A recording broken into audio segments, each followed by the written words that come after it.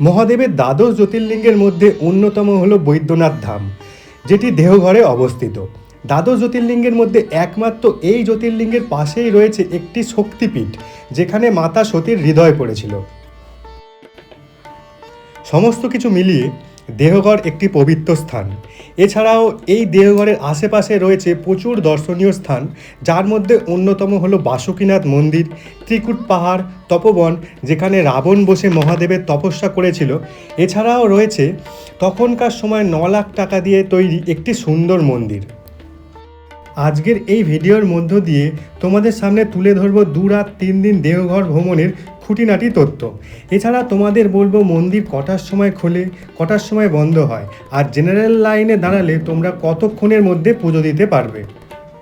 আর সন্ধান দেব একদম মন্দিরের পাশে অবস্থিত একটি সুন্দর হোটেলের। দেওঘর যাওয়ার জন্য আমাদের প্রথম পৌঁছাতে হবে দেওঘরের কাছের স্টেশন জাসিডি জংশনে। কলকাতা থেকে প্রচুর ট্রেন আছে এখানে আসার। আমরা গিয়েছিলাম একদম নতুন চালু হওয়া শিয়ালদা টু বেনারস অমৃত ভারত এক্সপ্রেস করে, যেটি ছাড়ে শিয়ালদা স্টেশন থেকে রাত্রির 7:30-এ, আর এই ট্রেন আমাদের জাসিডি জংশনে পৌঁছে দেয় রাত্রির 11টায়। তারপর স্টেশন থেকে মাথাপিছু 30 টাকা দিয়ে টোটো গাড়ি করে আমরা পৌঁছে গিয়েছিলাম আমাদের হোটেলে। হোটেলে গিয়ে একটু ঘুমিয়ে আমরা পুজো দেওয়ার জন্য বেরিয়ে পড়েছিলাম।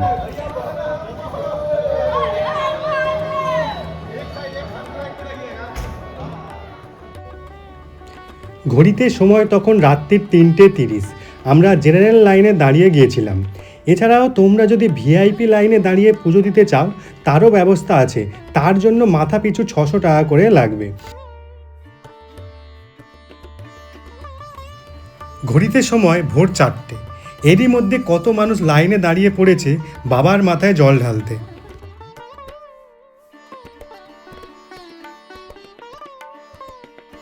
এই ভোর 3টের সময় উঠে 3:30 থেকে লাইনে দাঁড়ালাম। অবশেষে ফাইনালি আমাদের পুজো দেওয়া কমপ্লিট হলো। আমরা আবার আমাদের হোটেলে চলে আসলাম। আর এখন ঘড়িতে সময় ওই সকাল 7:30-এর মতন বাজে। চলে আসলাম হোটেলে। আর এই ভিডিওর মধ্যে আমরা কি হোটেলে আছি, আর এই যে দেওঘরে আমরা এসেছি, এই সাইট সিনগুলো হয়, সেই সাইট সিনে যে যে জায়গায় ঘুরছি সমস্ত কিছু তোমাদেরকে দেখাবো। আর আমরা যে এই হোটেলে আছি, এই হোটেলে থেকে একটা জিনিস খুবই সুবিধা হয়েছে আমাদের, তোমাদেরকে দেখাই। এই যে হোটেল, আর হোটেলের পাশেই দেখো এই যে ওপর দিয়ে একটা ফ্লাইওভার শুরু হয়েছে। ওই যে উপরে দেখতে পাচ্ছ প্রচুর মানুষ লাইন দিয়েছে। এখান থেকেই হচ্ছে ওই মন্দিরে বাবার মাথায় জল ঢালার লাইন। এই রাস্তাটা সোজা চলে যাচ্ছে একদম মন্দিরে। তোমরাও যারা আগামী দিনে এই দেওঘরে আসবে, বাবা বদ্রীনাথের মাথায় জল ঢালতে যাবে, এখানে হচ্ছে কিনা মন্দির খোলে ভোর 5:30-এ। কিন্তু আমার পেছনে দেখতে পাচ্ছ যে প্রচুর মানুষ লাইন দাঁড়িয়েছে ফুট ওভার ব্রিজের ওপরে। এই লাইন কিন্তু শুরু হয়ে যায় ভোর 3টে থেকে। আমরা মোটামুটি ওই 3:30 থেকে লাইন দিয়েছিলাম। আমাদের মন্দিরের গর্ভগৃহে প্রবেশ করতে করতে আমাদের সময় লেগে গিয়েছিলো প্রায় ওই সকাল 6টা। মোটামুটি আমাদের সময় লেগেছে 2.5 ঘন্টা। তোমরা যদি এই ভোর 3টের সময় উঠে মোটামুটি এখানে 3:30 থেকে 4টের মধ্যে লাইনে তোমরা যদি দাঁড়িয়ে পড়তে পারো, তাহলে তোমাদের ওই 2 থেকে 2.5 ঘন্টার মধ্যে পুজো দেওয়া কমপ্লিট হয়ে যাবে। বাবা বৈদ্যনাথ মন্দির খোলার টাইমটা একটু তোমাদের বলে দিই। এখানে মন্দির খোলে ভোর 5:30 খোলা থাকে দুপুর 3টে পর্যন্ত। আবার দুপুর 3টে থেকে সন্ধ্যা 6টা পর্যন্ত বন্ধ থাকে। আবার খোলে সন্ধ্যে 6টার সময়, আর ওদিকে খোলা থাকে রাত্রির 9টা পর্যন্ত। বেরিয়ে পড়লাম সকালের ব্রেকফাস্ট করার জন্য। এই রাস্তার দুদিকে দেখতে পাচ্ছ প্রচুর দোকান আছে। এই সমস্ত দোকানগুলো থেকে তোমরা সকালের ব্রেকফাস্ট করতে পারো। এছাড়াও এই রাস্তাটা মন্দিরে যাচ্ছে, তোমরা এখানে মন্দিরে যাওয়ার পুজোর সামগ্রীও পাওয়া যাচ্ছে, তোমরা নিতে পারো। আর এখানে প্যাড়াও বিক্রি হচ্ছে।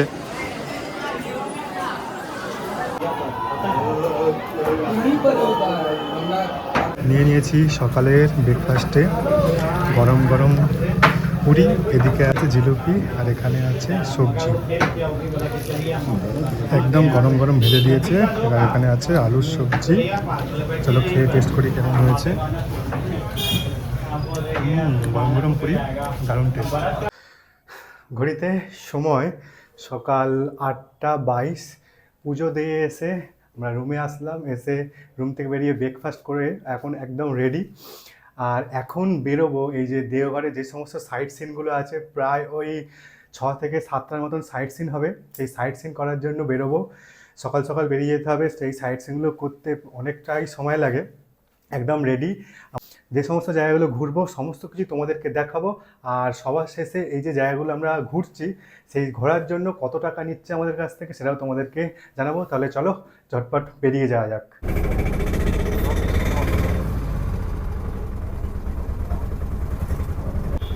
ঘড়িতে সময় সকাল 8টা 30। আমরা বেরিয়ে পড়লাম দেওঘরের সাইট সিন ঘুরে দেখার জন্য।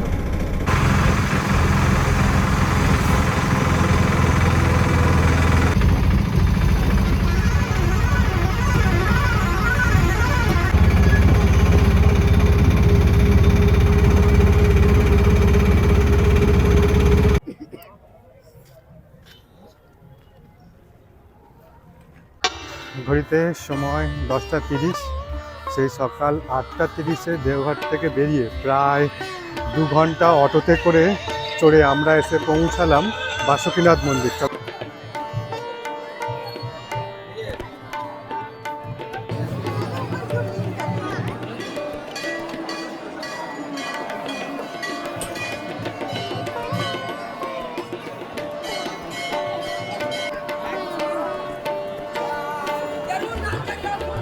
এটি হচ্ছে কিনা বাসুকীনাথ মন্দির।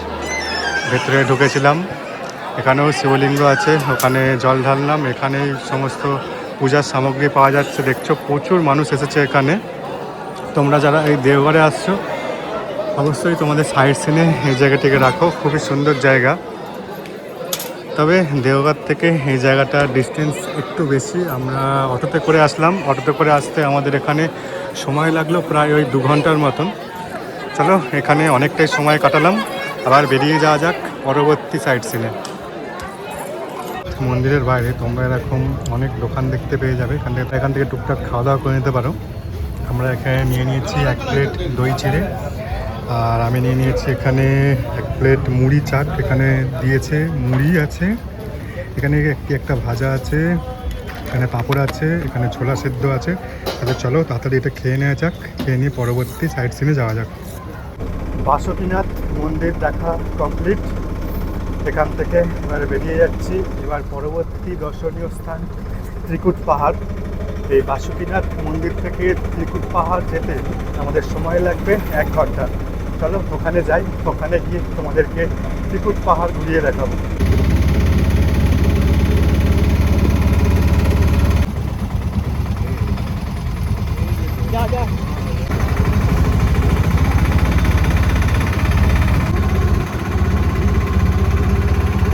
সময় ঘড়িতে দুপুর 12টা 30। আমরা এসে পৌঁছালাম ত্রিকুট পাহাড়। অর্থাৎ এখানে যে পাহাড় আছে, এই পাহাড়ের 3টে শৃঙ্গ আছে। আর এই 3টে শৃঙ্গকেই বলা হয় যথাক্রমে ব্রহ্মা, বিষ্ণু আর মহেশ্বর। আর আগেই এখানে রোপওয়ে ছিল, কিন্তু একটা দুর্ঘটনার কারণে এখন রোপওয়ে বন্ধ হয়ে গেছে। দেখতে পাচ্ছ এই যে রাস্তার উপরে যাচ্ছে, এটি হচ্ছে রোপওয়ের রাস্তা। তো তোমাদেরকে দেখাই, এই যে রাস্তাটা দেখছো, এখানেই একসময় রোপওয়ের ব্যবস্থা ছিল একদম পাহাড়ের উপরে উঠে যাওয়ার জন্য। কিন্তু একটা দুর্ঘটনার পরে টোটাল রোপওয়েটাকে এখানে বন্ধ করে দিয়েছে। চলো তাও তোমাদেরকে একবার উপরে গিয়ে দেখাই। এই ত্রিকুট পাহাড়ে তোমরা যারা আসছো অবশ্যই একটু সাবধানে ফোন টোন বার করবে, কারণ দেখতে পাচ্ছ রাস্তায় এখানে প্রচুর বানরের উৎপাত।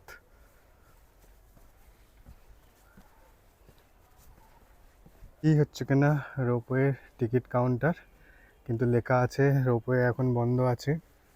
এক সময় এই জায়গাটা পুরোই জমজমাট ছিল। এখানেই হচ্ছে দেখতে পাচ্ছ যে লাইন এর ব্যবস্থা আছে, এই লাইন করে এখানে টিকিট কাটতে হতো।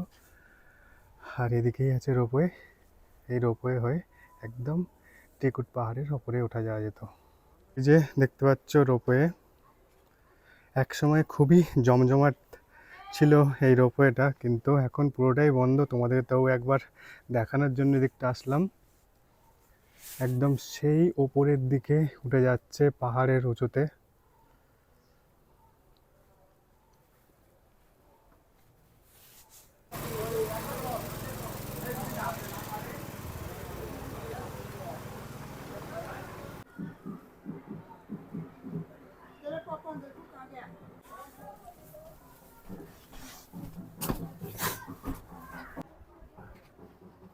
যে রাস্তা দিয়ে হেঁটে পাহাড়ের উপরে উঠতে হয়, অনেকটাই উপরে উঠে আসলাম। আর বেশি উপরে যাব না। ওপরে একটা শিব মন্দির আছে, ওটাকে দর্শন করলাম। এখন মোটামুটি আমি বলতে পারো পাহাড়ের মিডিল পয়েন্টেই আছি। যেহেতু সময় অনেকটাই গড়িয়ে গেছে, দুপুর 1টা বাজে, আমাদেরকে এখনও অনেকগুলো স্পট ঘুরতে হবে, তাই জন্য আর বেশি উপরে উঠছি না। চলো এবার এখান থেকে বেরিয়ে দ্বিতীয় গন্তব্যস্থলে যাওয়া যাক।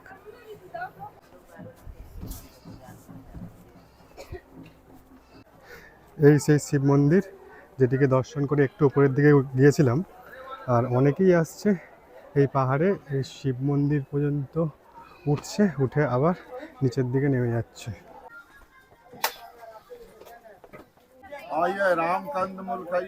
ত্রিকুট পাহাড় থেকে আবার অটোতে এসে বসলাম। এবারে আমাদের পরবর্তী দর্শনীয় স্থান তপবন। আর এই ত্রিকুট পাহাড়েও তোমরা গাইডের ফ্যাসিলিটি পেয়ে যাবে। তোমরা যদি চাও গাইড নিয়ে ওপরে উঠতে, তোমরা গাইড নিয়ে ওপরে উঠতে পারো। তবে এই ত্রিকুট পাহাড়ে মানে ওপরে তেমন কিছু দেখার জিনিস নেই। আমি যে ওই মিডিল পর্যন্ত গিয়েছিলাম, ওখানে একটি প্রাচীন শিব মন্দির আছে। তোমরা চাইলে ওই প্রাচীন শিব মন্দির পর্যন্ত গিয়ে শিব মন্দিরটি দর্শন করে আবার নিচে নেমে আসতে পারো। তাহলে চলো এবার সোজা তপবনের উদ্দেশ্যে যাওয়া যাক। আর ওখানে গিয়েও তোমাদেরকে সমস্তটা ভালোভাবে ঘুরিয়ে দেখাবো।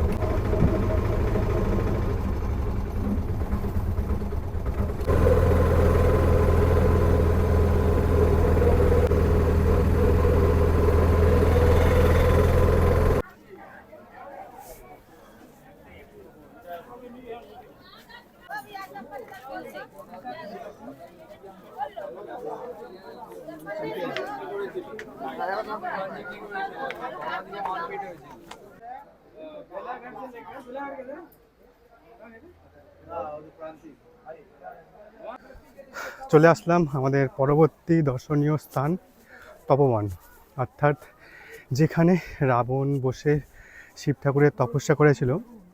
এখানে পাহাড়ে ওঠার আগের মুখটাতেই তোমাদেরকে প্রথমে যেখানে দেখালাম, ওখানে একটা শিব মন্দির আছে।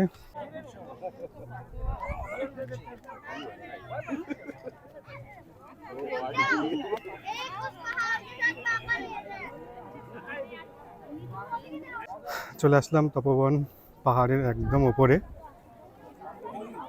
দেখতে পাচ্ছ প্রচুর মানুষ এসেছে এখানে। আর এখান থেকে পুরো যে দৃশ্যটা খুব সুন্দর দেখাচ্ছে।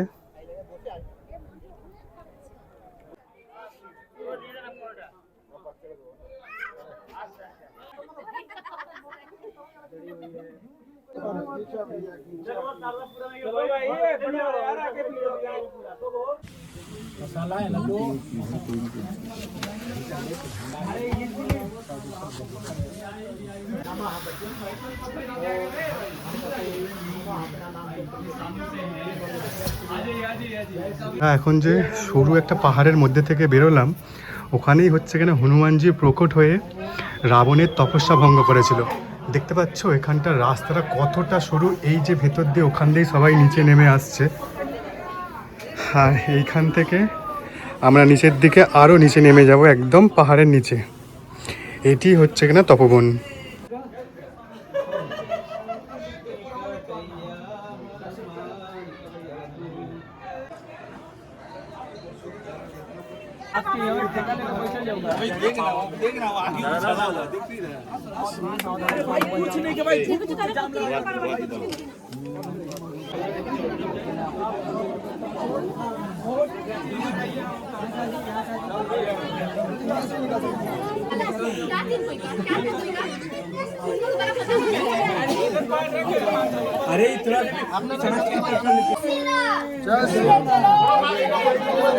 তপবন ঘোরা কমপ্লিট হয়ে গেল।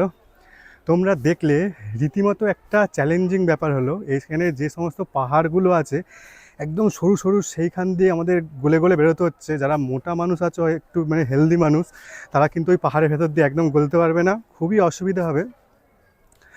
আর এখান থেকে এবার বেরিয়ে যাব। আর এই তপবন পাহাড়ে পুরোপুরি কিন্তু খালি পায়ে আসতে হবে, সেই জন্য তোমরা যে গাড়ি নিয়ে আসবে সেই গাড়ির মধ্যে তোমরা চেষ্টা করবে জুতো রেখে তারপরে ওপরে ওঠার।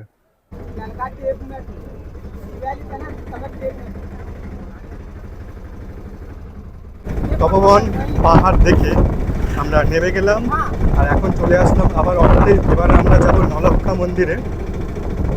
তবে তোমাদেরকে একটা বলে দিই, এই যে তপবন পাহাড়ে তোমরা দেখলে ওপর থেকে কিন্তু একটা সোজা রাস্তা আছে, তোমরা সিঁড়ি ভেঙে ওপরে উঠতে পারো একদম টপে, ওখান থেকেও ভালো ভিউ পাবে।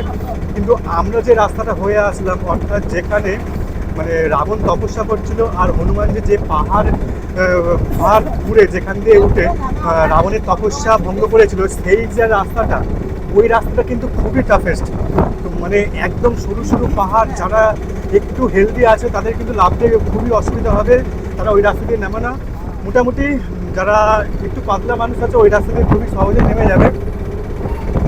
আর ওখানে যে আমরা এই যে পাহাড়ের উপরে উঠেছিলাম, এই পাহাড়ে হচ্ছে কিনা ঘোরার বেস্ট টাইম হচ্ছে কিনা ডিসেম্বর আর জানুয়ারি মাস, কারণ এই সময় এই জায়গাটা ঠান্ডা থাকে, বেশ ভালোভাবে ঘোরা যায়। গরমের সময় এই জায়গাটা মানে প্রচণ্ড গরম হবে, ঘুরতে খুবই অসুবিধা হবে।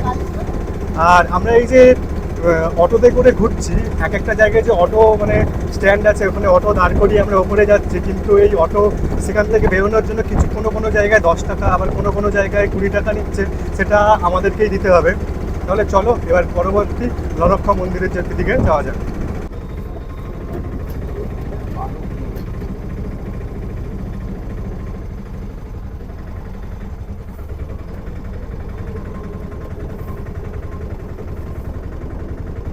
এসে গেছি শ্রী শ্রী প্রভু জগৎবন্ধু আশ্রম।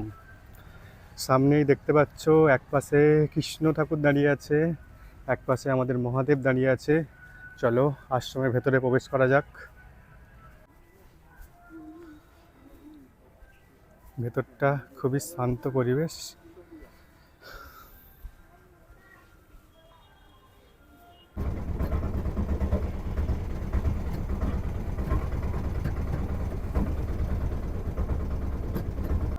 এটাই নলক্ষা মন্দির। এটা খোলে সকাল 7টায়, দুপুর 12টা পর্যন্ত খোলা থাকে, আবার ইভিনিংয়ে খোলে দুপুর 2টোয়, আর 7টায় বন্ধ হয়ে যায়।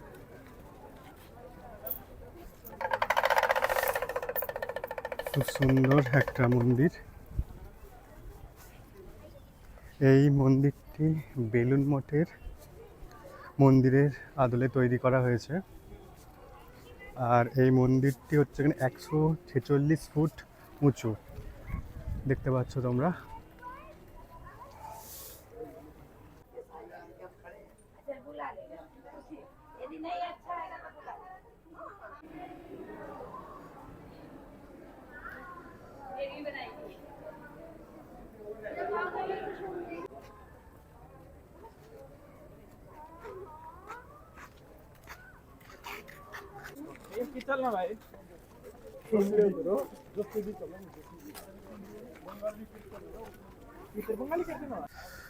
ঘোরা হয়ে গেল নলক্ষা মন্দির।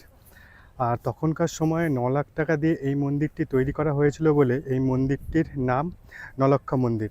আর এই মন্দিরের ভেতরে রাধাকৃষ্ণর বিগ্রহ আছে। ভেতরে তো ক্যামেরা অ্যালাউ নেই বলে তোমাদেরকে দেখাতে পারিনি। তোমরা যারা এই দেওঘরে সাইট সিনে আসবে, অবশ্যই এই নলক্ষা মন্দিরে আসো, দেখতে খুবই ভালো লাগবে। এই মন্দিরটি পুরো বেলুন মঠের আদলে তৈরি করা হয়েছে। নলক্ষা মন্দির ঘোরা কমপ্লিট, এবার সোজা হোটেল। আর বাবা বৈদ্যনাথ মন্দির থেকে এই নলক্ষা মন্দিরের ডিস্টেন্স 1.5 কিলোমিটার। সময় বিকাল 4:06। সমস্ত সাইট সিন করে আমরা চলে আসলাম হোটেলে। আমরা টোটাল সাইট সিন বলতে ওই টোটাল 6টা থেকে 7টার মতন স্পট আমরা ঘুরলাম। আমরা বেরিয়েছিলাম সকাল 8:30টায়, আর এখন ঘড়ির কাঁটায় বিকাল 4:10। আমাদের এই টোটাল 7খানা স্পট ঘুরতে সময় লাগলো 7 থেকে 8 ঘন্টার মতন। তাই তোমরা যারা দেওঘরে এসে এই সাইট সিন করবে, হাতে সময় নিয়ে বেরিয়েও, কারণ এক একটা স্পটের দূরত্ব অনেকটাই দূর।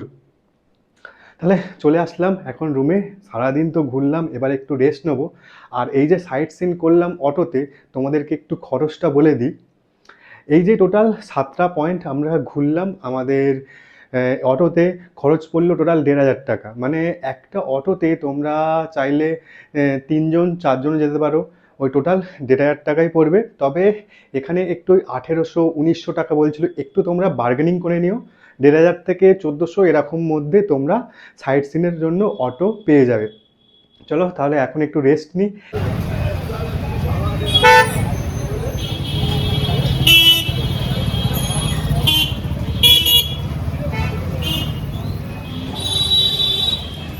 ঘড়িতে সময় এখন রাত্রি 9টা 5। সেই যে আমরা দুপুরবেলা সাইট সিনে গেছিলাম, সাইট সিন থেকে 4টের সময় ফিরলাম। 4টের সময় ফিরে শরীরটা এতটাই ক্লান্ত ছিল যে ঘুমিয়ে পড়েছিলাম। এখন একটু বেরোলাম, এখন ডিনার করতে যাব। আর তার আগে আমরা যে এই জার্সিটিতে এসে, অর্থাৎ যে বৈদ্যনাথ ধামে মন্দিরের কাছে যে হোটেলে আছি, সেই হোটেলটা তোমাদেরকে একবার দেখিয়ে দিই। আমার পেছনেই দেখতে পাচ্ছ হোটেল রাধা প্যালেস। আমরা এই হোটেলেই আছি। আর এই হোটেলের রুম তো তোমাদের দেখাবো, ভাড়াও তোমাদেরকে বলবো। তার আগে তোমাদেরকে বলে দিই যে আমরা যেই ওই হোটেলে আছি, এই হোটেলে থাকার সুবিধাটা যে কী সেটা তোমাদেরকে চলো আগে দেখাই, তারপরে এই হোটেলের রুমটা তোমাদেরকে দেখাবো। আমরা যে এই হোটেলে আছি তার সুবিধাটা তোমাদের দেখাই। এই হচ্ছে কেনা হোটেল, আর এই নিচ দিয়ে রাস্তা আছে। রাস্তার দুদিকেই খাবারের দোকান তোমরা পেয়ে যাবে। আর সব থেকে ভালো জিনিস কি না, এই হোটেল থেকে তোমরা বেরোলেই এই সামনে দেখতে পাচ্ছ যে ফ্লাইওভারটা আছে, এই ওপর দিয়েই তোমরা একদম সোজা বৈদ্যনাথ মন্দিরে পৌঁছে যাবে। এছাড়াও অনেকেই এই বৈদ্যনাথে এসে টাওয়ার চকের ওখানে রুম নেয়। টাওয়ার চকের ওখানে রুম নিলে কি না, একটা কি ওখান থেকে মানে জায়গাটা একটু পরিষ্কার পরিচ্ছন্ন, আর এদিকটা একটু জায়গাটা ঘিঞ্জি, কিন্তু ঘিঞ্জি যাই হোক, এখান থেকে মন্দিরটা একদম কাছেই। তোমরা ভোর উঠবে 3টের সময় 4টের সময় এই হোটেলে থাকলে একদম এই হোটেল থেকে বেরোবে, আর এই হচ্ছে এখানে রাস্তা, এখান থেকেই তোমরা সোজা পৌঁছে যাবে বৈদ্যনাথ মন্দিরে। এবার এই হোটেলের রুমটা তোমাদেরকে দেখাই। এটা হচ্ছে এখানে একটা কমন করিডোর, আর এই হচ্ছে এখানে আমাদের রুম নাম্বার 104। চলো রুমের ভেতরে ঢুকে তোমাদেরকে দেখাচ্ছি। এই হচ্ছে কিনা আমাদের রুম। এখানে দেখতে পাচ্ছ ডবল বেড, এখানে দুখানা বালিশ দিয়েছে, এখান থেকেই এরা কম্বল দিয়েছে। আর এখানে একটা টিভি আছে, এখানে একটা চেয়ার আছে, চেয়ারে তোমরা তোমাদের ব্যাগপত্র রাখতে পারবে। এখানে একটা ড্রেসিং টেবিল আছে, এখানে সুন্দর আয়না, এখানেও একটা জায়গা আছে, এখানে তোমরা তোমাদের ফোন, জলের বোতল, যাবতীয় জিনিসপত্র রাখতে পারবে। চলো এই হোটেলের বাথরুমটা তোমাদেরকে একবার দেখাই। বাথরুমটাও যথেষ্ট বড়সড়, নিট অ্যান্ড ক্লিন। ওপরে গিজার আছে, আর এখানে আছে কোমোড। ওভারঅল এই যে আমরা একদম মন্দিরের কাছে এই হোটেল রাধা প্যালেস, খুবই সুন্দর। নো ডাউট তোমরা যারা আসছো এখানে থাকতে পারো। আমি ডিসপ্লেতে নাম্বার দিয়ে দেবো, তোমরা চাইলে আগে থেকে বুক করে আসতে পারো। আর আমরা যে এই হোটেলে আছি, এই যে ডবল বেড দেখালাম তোমাদেরকে, এই রুমের এখন তোমাদের ডেটটা একবার বলে দিই। এখন আমরা এসেছি জানুয়ারি মাসের 25 তারিখ। এই সময় এই রুমের ভাড়া হচ্ছে কিনা পার ডে 1000 টাকা। এই রুমটা হচ্ছে নন এসি, আর এখানে এসি রুমও তোমরা পেয়ে যাবে, চাইলে এসি রুমও তোমরা বুক করতে পারো। তাহলে অনেক রাত হয়ে গেছে, এবার একটু বাইরে গিয়ে ডিনার করব, ডিনার করে ঘুমিয়ে পড়বো। গুড মর্নিং সবাইকে। ঘড়িতে সকাল এখন সময় 8টা। আজকে দ্বিতীয় দিন এই দেওঘরে, আর আজকে সোমবার। আমার পেছনে দেখতে পাচ্ছ প্রচুর মানুষ এসেছে এই সোমবারে বাবার মাথায় জল ঢালতে। আর কিছুক্ষণ পরেই আমরা চেক আউট করে এই দেওঘর থেকে বেরিয়ে যাব। আর তার আগে যাব এই দেওঘরে অনুকূল ঠাকুর আশ্রম দর্শন করতে। ওখানেও তোমাদেরকে নিয়ে যাব, ঘুরিয়ে দেখাবো। আর ওখানেও খুব সুন্দর ভোগ প্রসাদ পাওয়া যায়, সেটাও গ্রহণ করবো আর তোমাদেরকে দেখাবো। এখন তো সকাল 8টা, চলো একটু ব্রেকফাস্ট করে রুমে এসে রেডি হয়ে একদম যখন অনুকূল ঠাকুরের আশ্রমে যাব, তখন তোমাদেরকে সেটাও ঘুরিয়ে ভালোভাবে দেখিয়ে দেবো।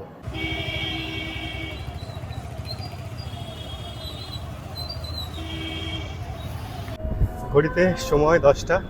বেরিয়ে পড়লাম অনুকূল ঠাকুর আশ্রম যাওয়ার জন্য। টাওয়ার চক থেকে টোটোতে উঠে পড়লাম, আর এই টাওয়ার চক থেকে অনুকূল ঠাকুর আশ্রমের ডিস্টেন্স প্রায় 3 কিলোমিটার মতন। আর টাওয়ার চক থেকে যে টোটো করে আমরা ওই আশ্রমে যাচ্ছি, আমাদের ভাড়া পড়ছে পার পার্সন 30 টাকা করে। চলো যাওয়া যাক, গিয়ে সমস্ত কিছুই তোমাদেরকে ঘুরিয়ে দেখাবো।